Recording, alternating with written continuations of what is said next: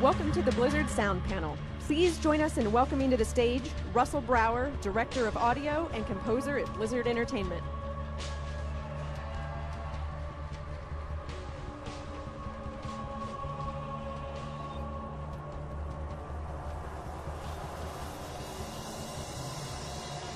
Panel. It's always the sound panel that has the sound problem. Welcome to Blizzcon 2011 Sound Panel. Thank you so much for being here.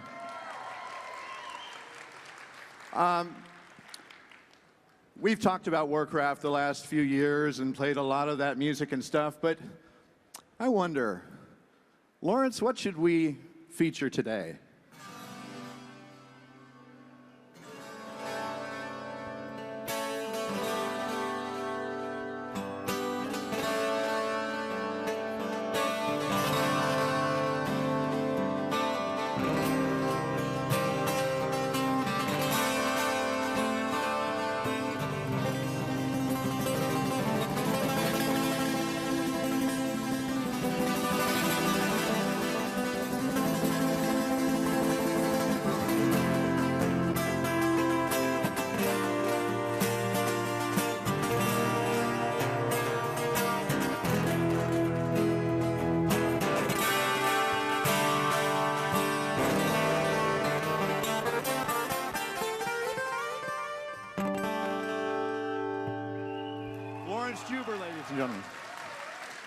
Lawrence Juber, ladies and gentlemen, and one of the composers on Diablo 3. The first Blizzard game I ever played was Diablo 1, long before I ever knew I might have a chance of working here. So this has been quite an honor to work on this really special project. And to show you the various elements that go into making the soundscape of this project, we want to roll a little video for you. This is a reduced version of what you're going to see in the collector's edition very soon. So please roll the video. When you go into a Diablo game, you need to feel it, and the sound is a huge part of how you perceive the game. Diablo 3 is really exciting because we know that we're going to have the time to draw you in and take you on a journey. Mood of the game is very important from an audio standpoint. It's everything.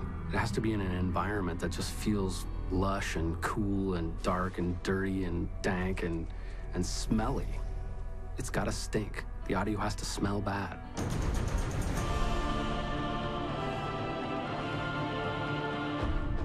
I like every game that I work on to have its own signature sound, and really the only way to do that is to go out and create the material for that specific title. Fortunately, Blizzard allows us to go out into the desert and light stuff on fire. Pickle hot? All right, here we go.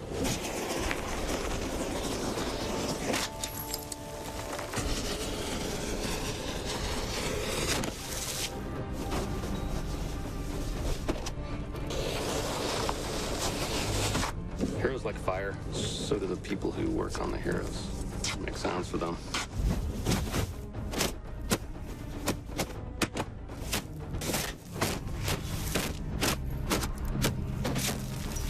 Yeah. That's an interesting method that we've used over the years, and I'm still perfecting it, and occasionally it goes wrong and doesn't work out. But we're always rolling tape when it does happen. Are you okay, dude? I'm fine. Let's go get some beer. It is nothing compared to the Grand Maesters. It is named Akanesh, the Herald of Righteousness. A sharper blade was never forged. This is perhaps the biggest voice undertaking we've done at Blizzard so far. I think that StarCraft 2 had about 3,000 lines, but currently our estimate for Diablo 3 is anywhere from 13,000 to 16,000 lines.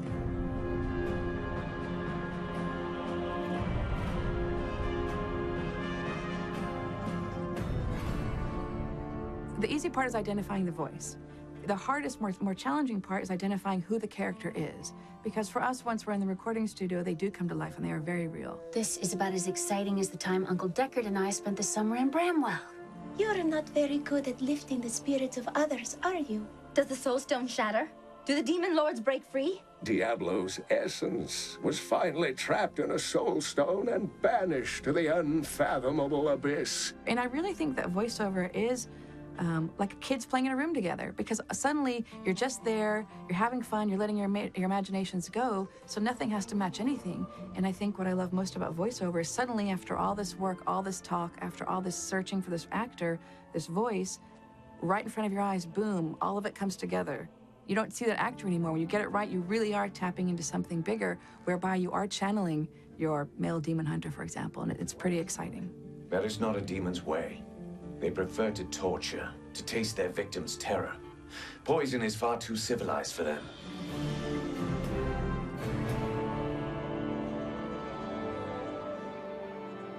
In recording the orchestral music for Diablo 3, one of the basic tenets we had was we want this game to sound completely different than World of Warcraft and StarCraft. What we're doing with Diablo is we're recording in an old-fashioned concert hall. This is a hall that was designed for live performance and not for studio recording. So it's a vast space. There's a lot of volume of air. It's our responsibility as musicians to move as much as possible to make this sound, epic and bold. If the most ancient form of music is for other people to hear in a live situation, then maybe it follows that the concert hall is the best environment to hear music that's supposed to be as timeless can be.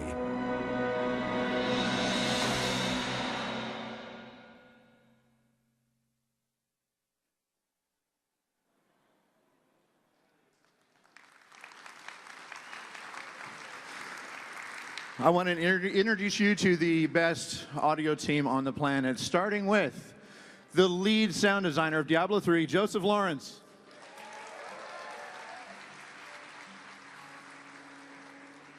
And composer, Derek Duke.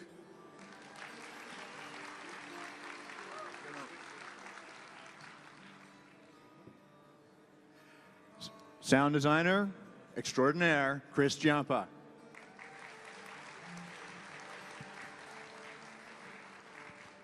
Composer and founder of the sound department, Mr. Glenn Stafford.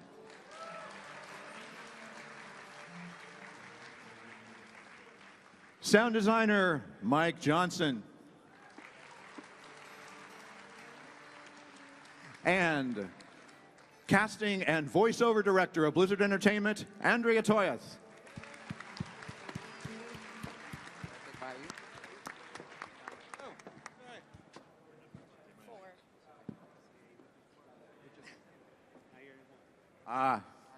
Staging, plotting. Sound people are terrible at that. Well, this is the team, and Joseph, I'd love for you to speak about how you've provided the continuity because you worked on Diablo 2. So we have an original Diablo audio team member here. How did you bridge this gap into Diablo 3? Well, first of all, I just wanted to let everyone know how psyched we are to have you all here, because this has been a really, really long trip for many of us to get here today, and we're really happy to be sharing this with you today, and a little bit about the story of how we made the audio for Diablo 3. I'm joined up here by some extremely talented people who it's a privilege to work with every day, and they've just done some amazing work that we're really, really happy and excited to get you guys playing it as soon as possible, and we really think we've created an awesome sound design environment for you guys to run around and kill monsters in. And before I go on, I just wanted to share with you, or actually send some thank yous out to some people who really never ever get to come on stage and do anything like this, and that's our awesome production staff, and especially Keith Landis and Dennis Crabtree and the entire guys back at the office. Thanks, guys.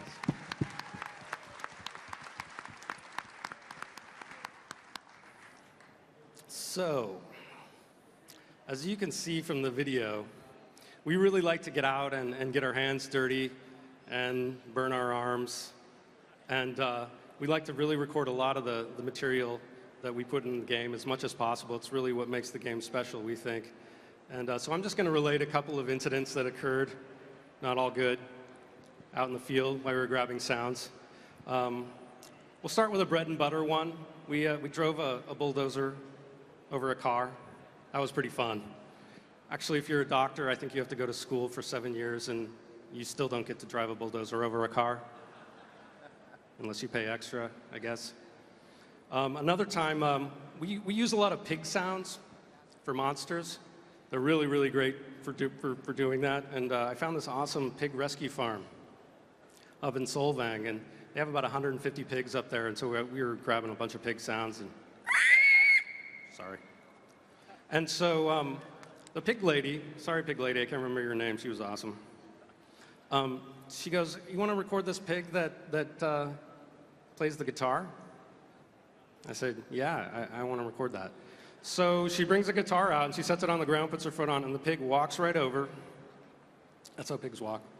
And he just starts strumming the guitar.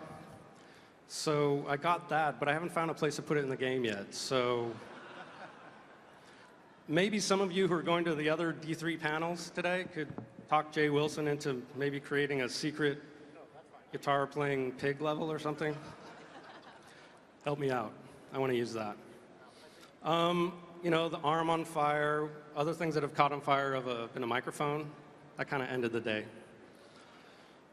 The last thing I'm going to tell you about, really it's more like therapy than relating a story for me.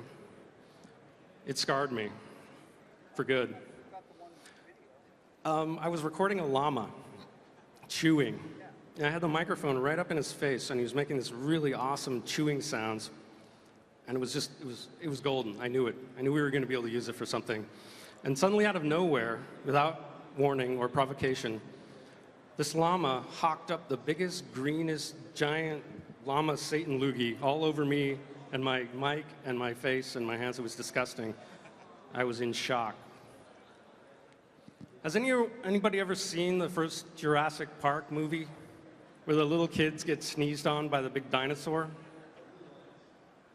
Yeah, well, that happened to me. Have you used it in the game? Yeah, that's in the game. I'm not saying where. So, I hate llamas.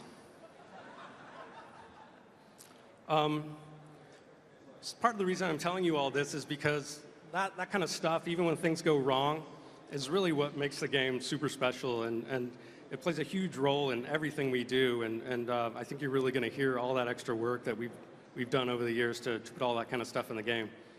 So now I'm gonna turn it over to the panelists, and we're gonna just ask them all questions and find out a little bit about what everybody does, and hopefully you guys can learn a bit more about the sound in Diablo.